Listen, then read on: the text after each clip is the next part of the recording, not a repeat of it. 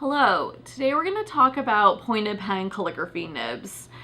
There are so many different types of calligraphy nibs. Some of them are pointed pen nibs, some of them are not pointed pen nibs, and it's hard to know where to even start. So you may have been doing calligraphy for a while now and use the same nib all the time, and you might not necessarily know that another nib might work a little bit better for you. So I'm going to go through 7 different nibs today. They're all for pointed pen calligraphy, and we're going to talk about some of the positive and maybe negative aspects for them. So often we see our favorite calligraphers on social media, especially Instagram, using a specific nib that works great for them. So you order that nib and then it doesn't work the same for you.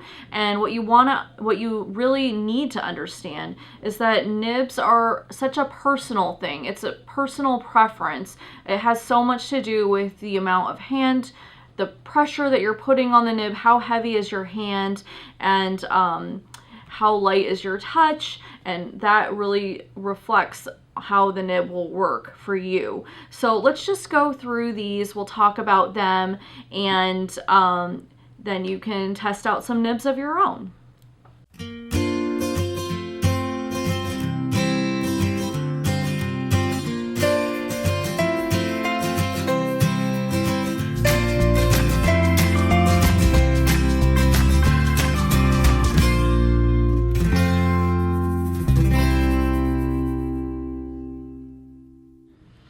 Alright, so let's start with the Jalat 404. The Jalat 404 is a steel nib. It's a darker, almost a dark blue in color. It's one of my top choices for beginner calligraphy. So this is one of the ones that we use in class. It has the ability to do a nice fine line and also a nice heavy swell. So for beginners, it works great for our students because they're getting used to the heavy pressure. They're not used to changing between light and heavy.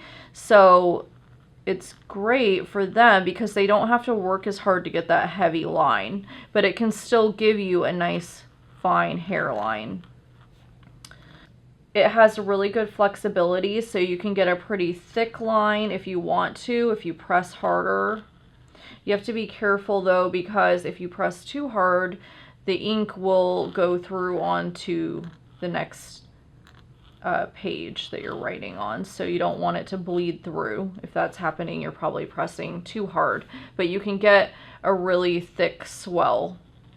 One of the things that I find with this nib is that it has a tendency for the tines to get a little bit twisted. So sometimes if you're going upward at the wrong angle, so the nib has to point toward the upper edge of the page, if you try moving upward, pointing to the left side, you will twist the tines and you won't be able to use the nib until you put them back in line. So you want to be careful with that.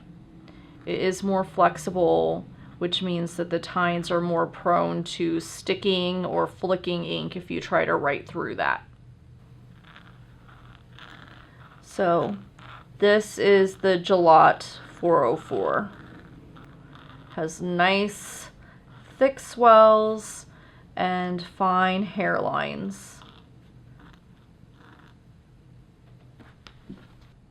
Okay, so next let's try the Hunt 56. So this is like a brass colored nib.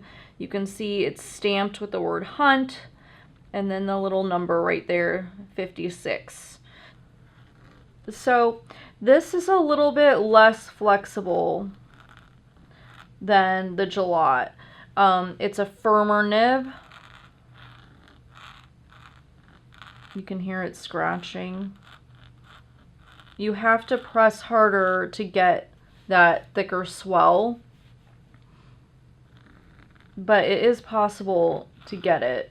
I'm pressing pretty hard here, and you can see the difference in the swell on the two T's.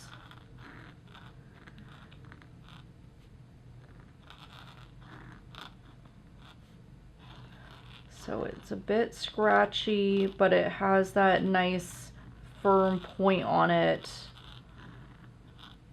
The tines don't really stick in the paper. And you just want to make sure that you're gliding on your upstrokes. So this would be good for someone who has a heavier hand, but wants that firm point. So you don't want to have such a thick line.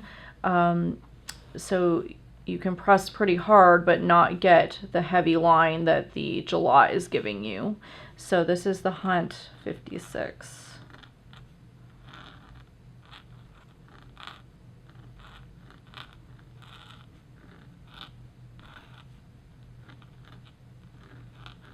All right, so next let's do the Hunt Imperial 101. So this one has the really pretty vent in it. The eye has that nice cross shape.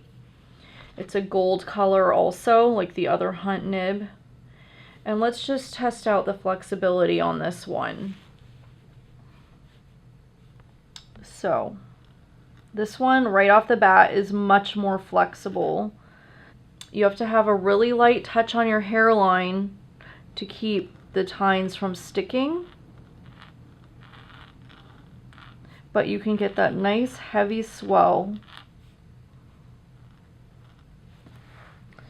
It's much more flexible than the other two. So you can press pretty heavy if you want to. Get that nice thick line. Runs out of ink faster though. The heavier you push, the more you're gonna run out of ink. The faster you'll run out of ink, I should say.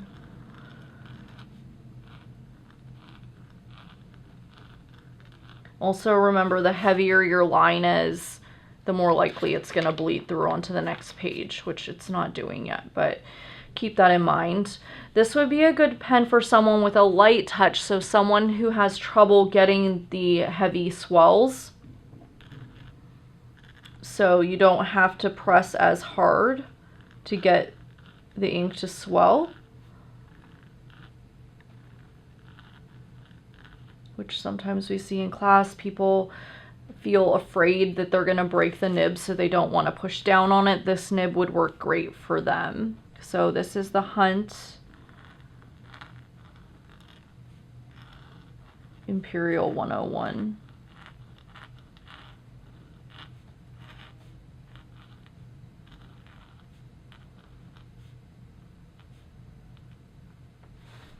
All right, so now let's try out the Browse 66 EF, or extra fine. So this is a tiny little nib. It does fit in the pen holder. So make sure it's in there. Tip sticking out to about the center of your holder. So this nib is extra fine, but it writes similar to the Hunt 101. It's pretty flexible. I know if I push harder, I can get a heavier line. But on this nib in the past, I've had to work hard to make sure that one of the tines doesn't stick on the upstroke and flick ink. So you have to have a really light touch when you do your upstroke, meaning you can't press down at all on the upstroke.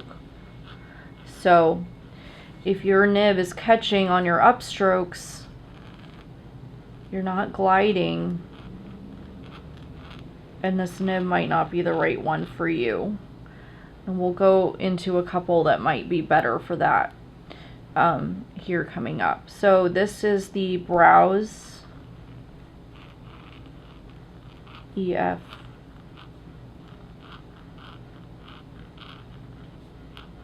The Browse 66 EF.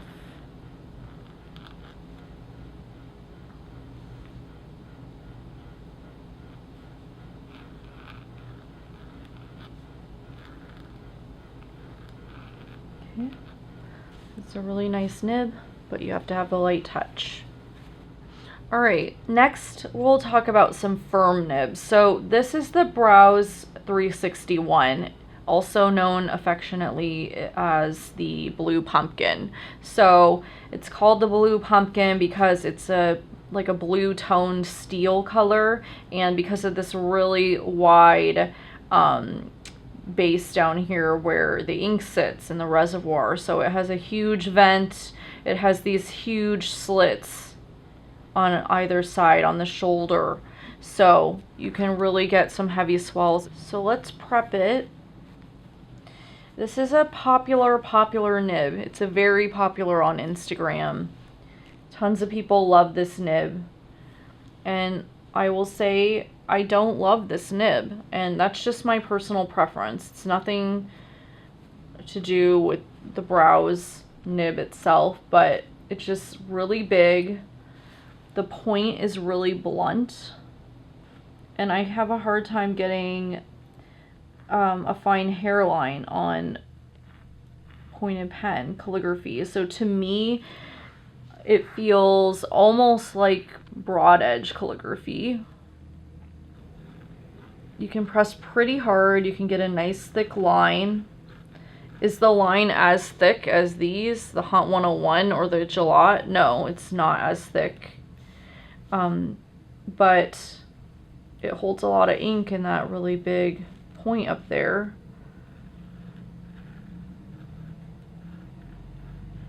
And I know a lot of people like it because it just glides really well. So it doesn't tend to stick because the point is so blunt. It glides up easier. So if you're having a hard time getting your light touch, you could try this one. Though I will say that it will be harder for you to develop a light touch if you're always pressing hard on your upstroke. So I would actually recommend using a more flexible nib so that you can learn to have a light touch rather than using a less flexible nib. And so this is the Browse 361.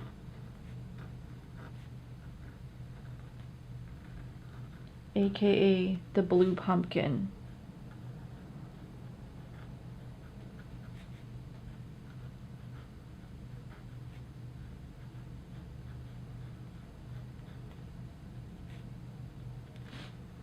So the next nib we're going to use is the Zebra G. So this is the Zebra G. It's a big nib like the Nico G, pretty similar. It has a raised G on it, so you can tell it apart. It's a little bit smaller than the Nico G. We'll do the Nico next. So this nib is a larger nib. You want to make sure that the nib is not sticking out past the edge of your pen holder. It needs to be even with the center diameter of your pen holder. This nib and the Nico will not work with a flange that's closed at the back. You just have to be able to push it into the flange. So keep that in mind. If you've got one of those black speedball plastic holders, this nib isn't going to work with that. So we've prepped it. I just wiped it with the ink. So this has a fine line. It's a firm nib.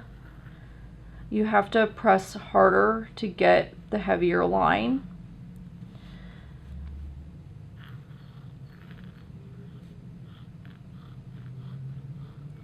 It's great for keeping a light touch if you're doing Spencerian work. So you need all your lines to be thin, and it works really great for that. So if you want to work on Spencerian, this is a great nib. It gets that nice hairline. It's pretty stiff, so it doesn't catch as much on the upstroke, and a fair amount of flex.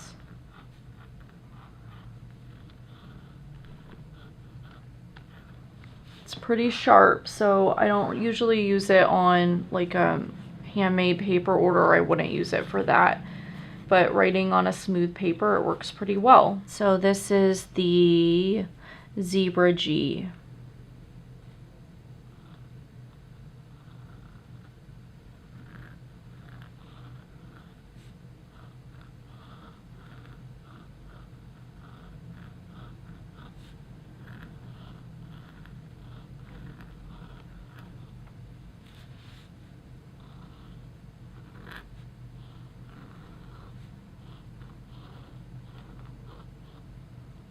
The last nib we're gonna do today is the Nico G. So the Nico is my favorite nib.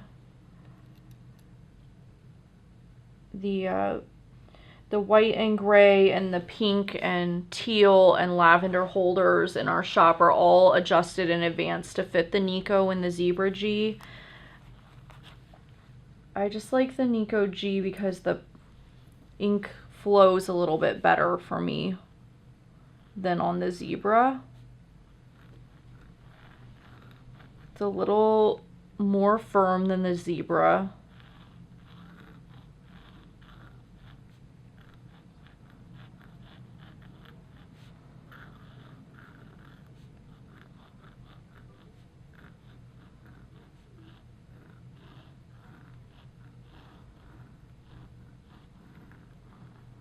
You can get a nice heavy swell.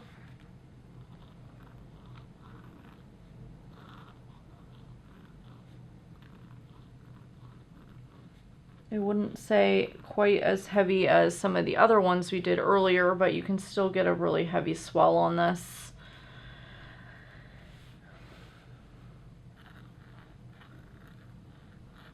And it just glides really nicely. It's a good nib for beginners too.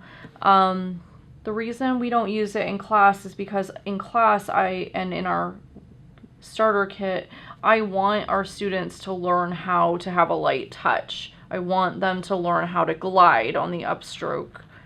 And you have to get used to gliding in order to get really good at the heavy and light lines. So this is also a great nib. It's just not the one that we use with our starter kit. It is the nib that I use almost 100% of the time. I'd say 95% of the time I'm using this nib, which is the Nico G.